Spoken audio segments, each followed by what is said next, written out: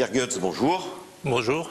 Alors on sait que le patrimoine alsacien est riche, mais comment avez-vous fait en 2011 pour que notre petite région soit la première de France pour le nombre de projets de sauvegarde aidés par la Fondation? Ça suppose effectivement un gros effort d'investissement avec une équipe qui est constituée d'une dizaine de bénévoles et de 2 chargés de mission. Alors, si vous voulez, notre vocation essentielle, c'est effectivement de préserver et de mettre en valeur notre patrimoine régional. Nous sommes au service de ceux qui veulent faire quelque chose pour le patrimoine régional. Voilà notre objectif. Certains vous voient comme de gentils passéistes, mais grâce aux plus de 4 millions d'euros injectés dans ces travaux, ce sont 128 emplois qui ont pu être créés ou maintenus dans le bâtiment alsacien l'an passé. Effectivement, il y a plusieurs dimensions à notre intervention. Il y a la dimension évidemment purement patrimoniale, mais il y a une dimension culturelle, il y a une dimension économique, une dimension sociale. Nous intervenons sur des biens, immeubles, mais nous intervenons aussi dans le cadre de chantiers sociaux. Nous soutenons des associations d'insertion, comme par exemple le Cercle d'Aviron de Strasbourg. Alors il faut des compétences spécifiques pour tous ces chantiers. Est-ce que ce sont principalement des entreprises régionales qui interviennent? Bien évidemment, nous privilégions notre artisanat.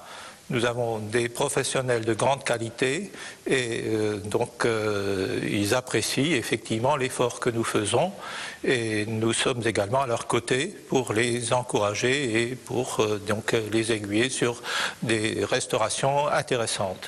Alors ces vestiges du passé réhabilités sont aussi des attraits touristiques. Est-ce que là aussi on peut mesurer l'apport à l'économie régionale ensuite?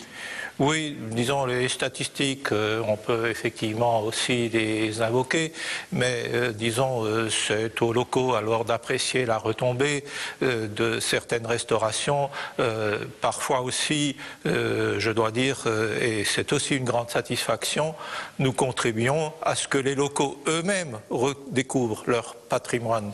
Nous avons un cas tout à fait exceptionnel, par exemple à Pêche-par-le-Bas, où nous sommes sollicités pour la restauration d'une chapelle de style néo-égyptien. Peu d'Alsaciens connaissent cette chapelle, il faut y aller, il faut la voir, et c'est par exemple quelque chose que nous essayons de mettre en valeur aux côtés du maire de la commune et qui constituera indiscutablement un attrait touristique. Après, il faudra dernier point, en période de crise, il doit tout de même être plus difficile de mobiliser et des gens et des fonds pour le patrimoine. Alors écoutez, ça, je m'inscris en faux contre cette opinion-là, parce que nous avons collecté 730 000 € en 2011 et nous sommes en progression. Ce que je constate, c'est que chaque fois que nous avons un projet qui est porté par quelqu'un qui veut s'investir, j'ai encore vu hier le porteur du projet d'une chapelle à Wengelsbach. Écoutez, c'est un petit projet, des gens qui veulent faire quelque chose, ils ont collecté sans problème, disons, le montant nécessaire à la restauration.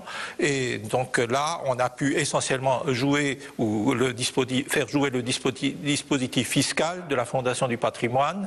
Et suivant le cas, nous ajoutons également un écho qui vient des fonds propres ou de mécènes de la Fondation. Mais en l'occurrence, ça a été fait localement à la force du poignet d'un porteur de projet local.